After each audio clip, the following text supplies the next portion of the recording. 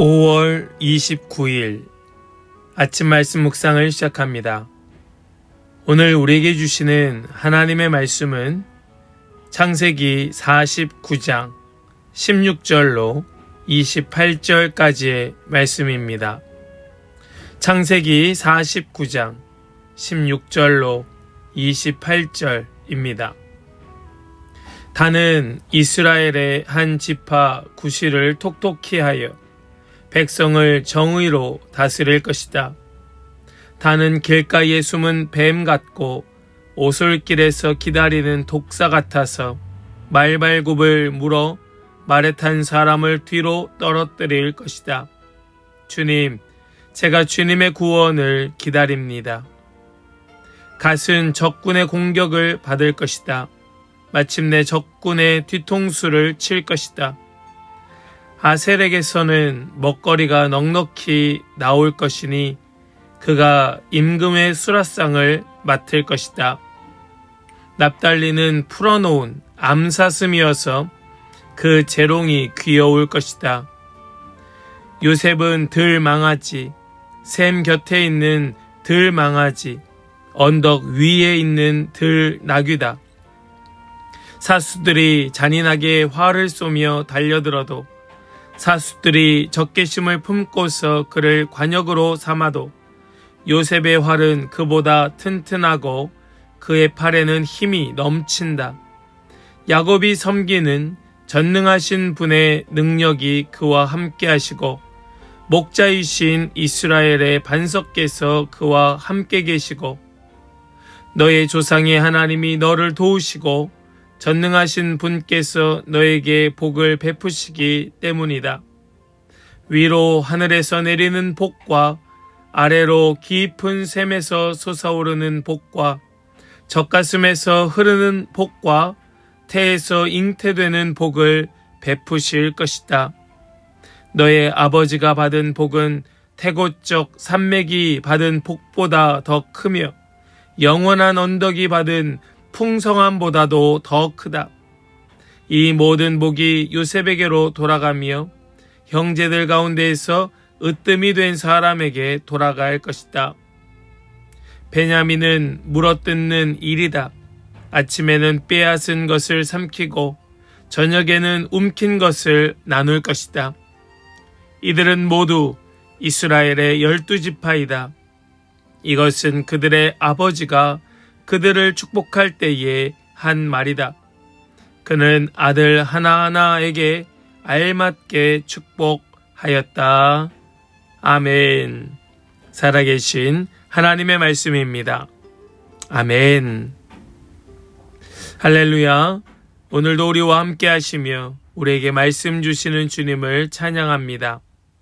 우리 이 말씀 깊이 묵상하여 각 사람 위에 역사하시는 하나님을 오늘도 함께 만나고 경험하는 그런 은혜가 있기를 간절히 소망하며 축복합니다. 오늘 본문 속에서 야곱은 죽음을 앞두고 남은 아들들에게 계속해서 축복과 예언의 말을 이어갑니다. 단지파는 뱀처럼 길에서 기다릴 것이고 갓은 공격을 받지만 결국 승리할 것입니다. 아셀은 풍성함을 누리고 납달리는 자유로운 암사슴처럼 될 것입니다. 요셉은 샘 곁에 무성한 가지처럼 번성하지만 많은 공격을 받게 되며 베냐민은 사나운 이리처럼 묘사가 됩니다. 이 말씀은 단순히 각 지파의 성격을 설명하는 본문이라 보기에는 어렵습니다. 하나님께서 각 사람을 서로 다른 방식으로 빚으시고 사용하신다는 것을 보여주고 있는 깊은 의미의 본문입니다. 어떤 사람은 싸움의 자리로, 어떤 사람은 풍성함의 자리로, 어떤 사람은 상처와 고난의 자리로 부름을 받습니다. 그러나 중요한 것은 모두가 하나님의 언약 안에 있다는 사실입니다. 인생은 모두 다르게 흘러갑니다. 우리가 이것을 알아야 합니다. 각 사람에게 주신 하나님의 섭리가 다르고 계획하심이 다르며 역사하시는 것이 다르다는 사실을 우리는 알아야 하는 겁니다. 하나님은 각 사람의 삶 속에서 하나님의 뜻을 이루어 가시는 줄로 믿으시는 우리 모든 성도들 다 되시기를 원합니다. 먼저 오늘 본문 속에 나타나고 있는 하나님은 어떤 분이신가? 그분의 그 은혜와 그분의 마음은 무엇인가? 먼저 사람마다 다른 길을 허락하시는 하나님이시다라는 사실을 보게 되지요. 창세기 49장은 굉장히 흥미로운 장입니다. 12아들에게 주어진 말이 모두가 다릅니다. 어떤 사람은 전쟁 같은 삶을 삽니다. 어떤 사람은 풍요 속에 살아갑니다. 어떤 사람은 공격을 받는 삶을 살고 또 어떤 사람은 자유로운 삶을 살아갑니다. 특별히 요셉의 삶은 매우 인상적입니다. 우리 본문 22절과 23절의 말씀을 보면 이렇게 말씀합니다. 요셉은 들망아지, 샘 곁에 있는 들망아지, 언덕 위에 있는 들나귀다. 사수들이 잔인하게 활을 쏘며 달려들어도 사수들이 적개심을 품고서 그를 관역으로 삼아도. 지금 여기 이 말씀은 뭘 말하고 있는가? 요셉의 풍성함을 말합니다. 요셉은 풍성함, 즉 번성하지만 동시에 공격을 받는 인생이라 말하는 겁니다. 우리는 흔히 축복을 문제없는 삶이라고 생각하지만 성경은 그렇게 말하지 않습니다. 요셉은 하나님의 은혜를 가장 많이 경험한 사람 중 하나였지만 동시에 가장 깊은 상처를 가진 사람이기도 했습니다. 여기에서 우리는 중요한 신앙의 통찰을 보게 됩니다. 하나님의 사람은 삶의 편안함으로만 증명되는 것이 아닙니다. 하나님은 그 사랑하는 자의 삶을 때로는 조용한 삶으로 부르시고 또 때로는 치열한 싸움의 자리로 부르시는 겁니다. 그러나 중요한 것은 그 모든 자리에서 하나님께서 함께 하신다는 것입니다. 우리가 이것을 더 깊이 깨닫고 경험하는 그런 삶이 되어야 할 줄로 믿습니다. 우리 모든 성도들의 삶이 바로 그러한 삶이 되시기를 간절히 축복합니다. 두 번째로 오늘 말씀 속에 하나님은 어떤 분이신가? 그것은 상처 속에서도 꽉 붙드시는 하나님이시다라는 사실을 보게 됩니다. 요셉은 하나님의 그 은혜 가운데 여기까지 왔고 또 아버지의 그 임종 전에 큰 축복을 받게 됩니다. 그래서 요셉의 축복은 사실 눈물이 담긴 축복이라 볼 수 있습니다. 겉으로 보기에는 번성이지만 그러나 그 안에는 여전히 상처의 흔적들이 남아있기 때문입니다. 형들의 미움, 노예 생활, 억울한 감옥, 배신과 외로움, 끊임없는 상처와 아픔으로 살아왔던 그 요셉의 그 인생을 우리의 두 눈으로 보게 하는 말씀이지요. 그런데 야곱은 요셉에게 이렇게 말합니다. 24절 말씀입니다. 요셉의 활은 그보다 튼튼하고 그의 팔에는 힘이 넘친다. 야곱이 섬기는 전능하신 분의 능력이 그와 함께 하시고 목자이신 이스라엘의 반석께서 그와 함께 계시고. 아멘. 뭘 보여줄까요? 무너지지 않는다는 겁니다. 끝까지 붙드신다는 겁니다.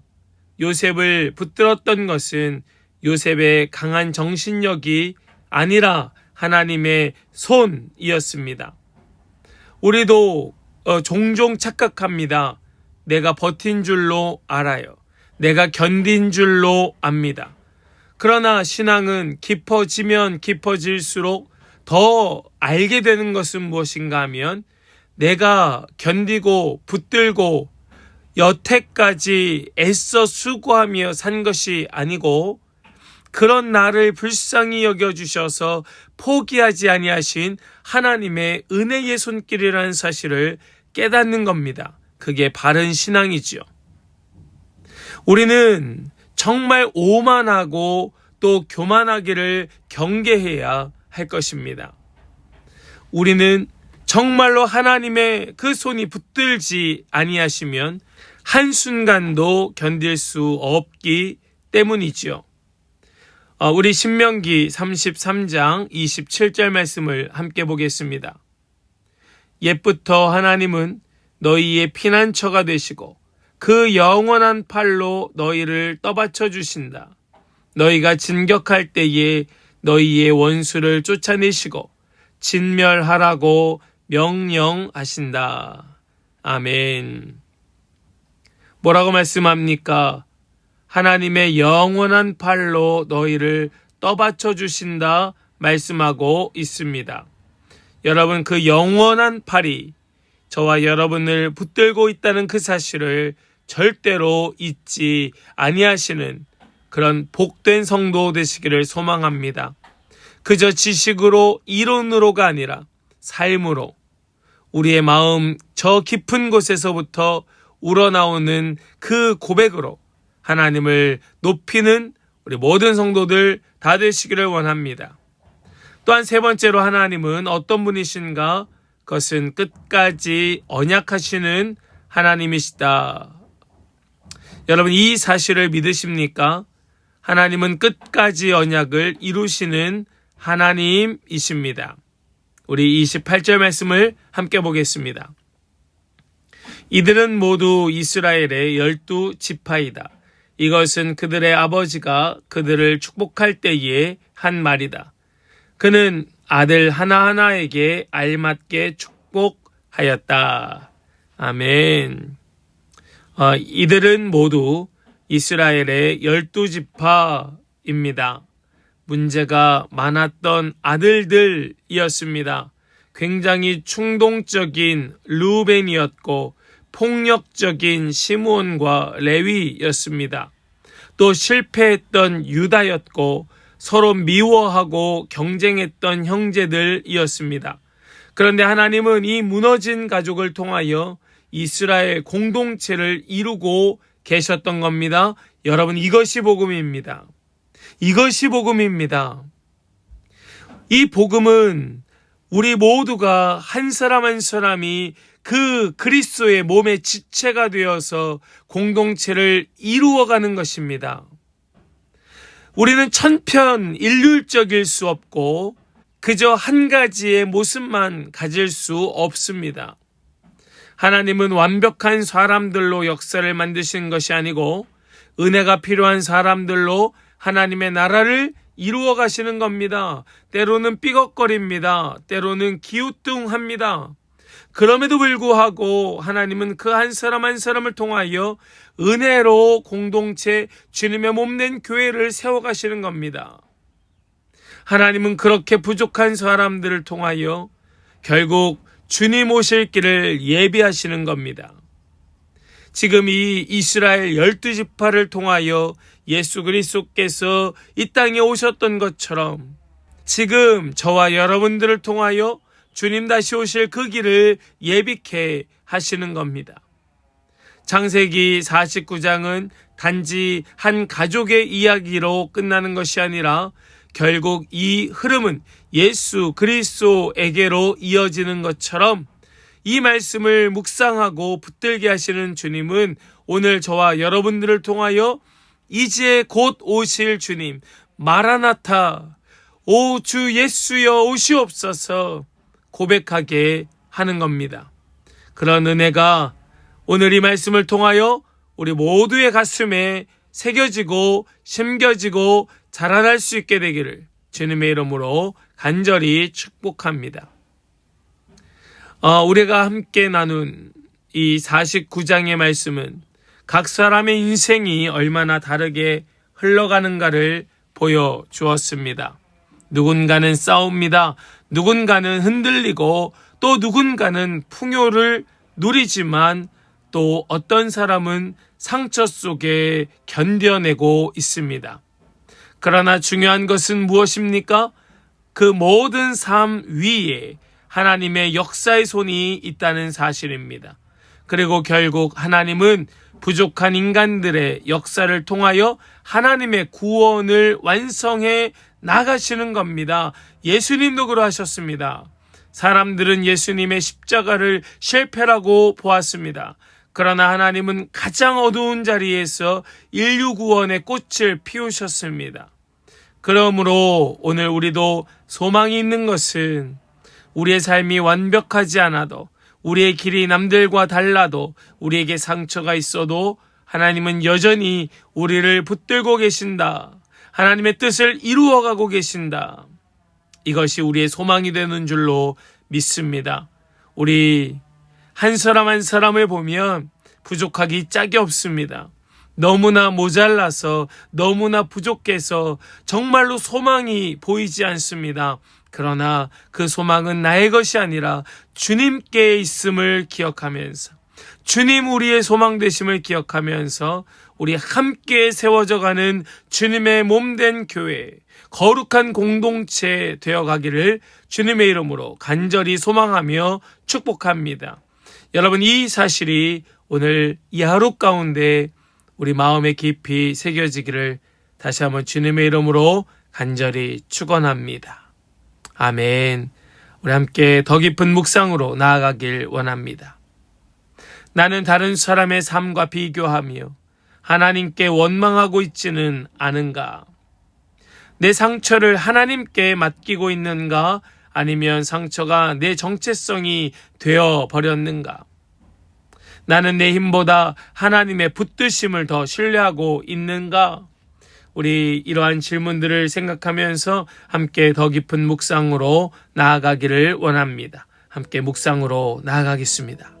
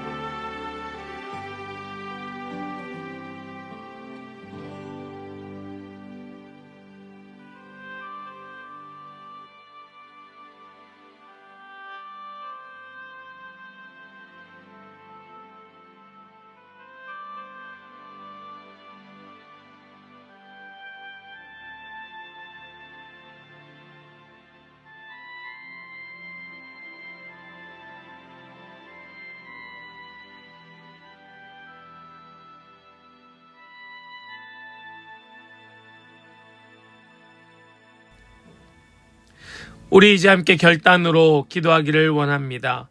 하나님, 비교와 상처에 매이지 아니하고 하나님의 붙드심 안에서 끝까지 살아가게 하여 주시옵소서. 우리 그 마음을 가지고 함께 결단으로 기도하며 나아가겠습니다.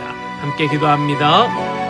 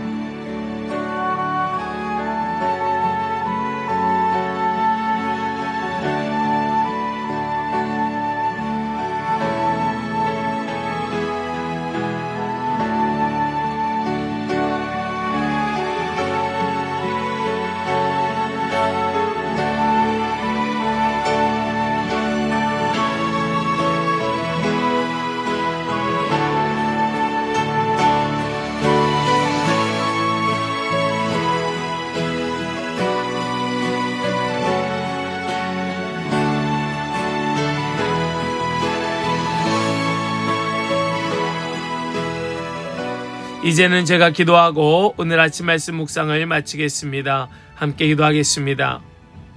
우리를 각기 다른 길로 부르시는 하나님 아버지, 오늘 말씀을 통하여 사람마다 다른 삶의 자리 속에서도 동일하게 역사하시는 하나님의 손을 경험하고 바라보게 하여 주시니 감사합니다. 우리는 자꾸 다른 사람과 비교하고 다른 사람을 정죄하고 다른 사람을 판단하며 낙심하고 절망하고 때로는 상처를 받기도 합니다. 그 상처로 인하여 자신을 포기하려 할 때도 있습니다. 그러나 우리의 삶보다 크신 하나님의 선한 계획을 신뢰하게 하여 주시옵시고 우리 각 사람을 향한 하나님의 뜻을 믿게 하여 주시옵소서. 특별히 요셉처럼 상처 속에서도 하나님께 붙들린 인생이 되게 하여 주시고 고난 속에서도 무너지지 않게 하여 주시옵소서.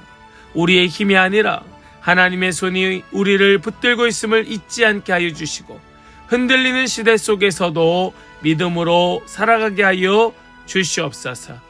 우리 교회 또한 완벽한 사람들의 공동체가 아니라 은혜로 붙들린 사람들의 공동체가 되게 하여 주시고 서로의 다름을 비교하며 판단하며 정죄하는 것이 아니라 함께 사랑으로 용납해 가며 세워가는 공동체가 되게 하여 주시옵소서. 믿고 의탁드리며 우리 주 예수 그리스도의 거룩하신 이름으로 기도하옵나이다. 아멘.